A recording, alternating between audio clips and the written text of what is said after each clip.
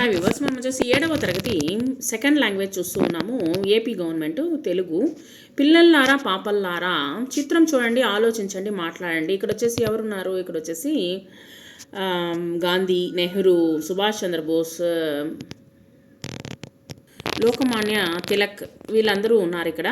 ఈ యొక్క పాఠాన్ని చూద్దాము. పిల్లల్లారా పిల్లల్లారా, రేపటి భారత పౌరులారా. మనమందరం వచ్చేసి రేపటి భారత పౌరులము. పెద్దలకే ఒక దారిని చూపే పిల్లల్లారా, అంటే పెద్దలకి మనము దారి చూపించేటువంటి పిల్లలము.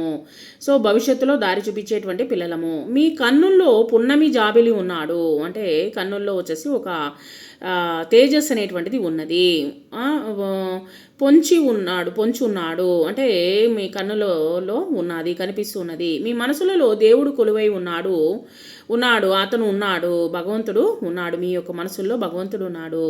భారతమాతకు ముద్దుల పాపలు మీరేలే. అమ్మకు మీపై అంతులేని ప్రేమలే.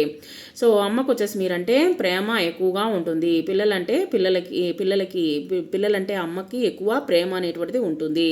భారతదేశం ఒకటే ఇల్లు, భారతమాతకు మీరే కళ్ళు. జాతి పతాకము పై కెగరేసిన జాతి గౌరవము కాపాడండి. మన యొక్క భారతదేశం యొక్క జాతి పతాకాన్ని ఎగరవేసి మనం వచ్చేసి భారత మాతకు వచ్చేసి మీరు కళ్ళు వంటి వారు, మన జాతి గౌరవాన్ని కాపాడండి.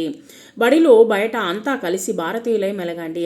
మనమందరము భారతీయులము అనేటువంటి ప్రతి ఒక్కరూ వచ్చేసి జాతి మత భేదాలు లేకుండా మెలగండి. కన్యాకుమారికి కాశ్మీరానికి అన్యోన్యతను పెంచండి, వీడని బంధం వేయండి. అంటే కాశ్మీర్ నుంచి కన్యాకుమారి వరకు మనం అందరము వచ్చేసి భారతమాత యొక్క బిడ్డలము అనేటువంటిది మనం వచ్చేసి ఆ యొక్క బంధాన్ని మనము అన్యోన్యముగా మనమందరము ఒక్కటే భారతీయులము అనేటువంటి భావన అనేటువంటిది ప్రతి ఒక్కరికి రావాలి అనేటువంటిది ఇక్కడ చెప్తున్నారు. రచన వచ్చేసి దాశరథి కృష్ణమాచార్యులు రచించారు.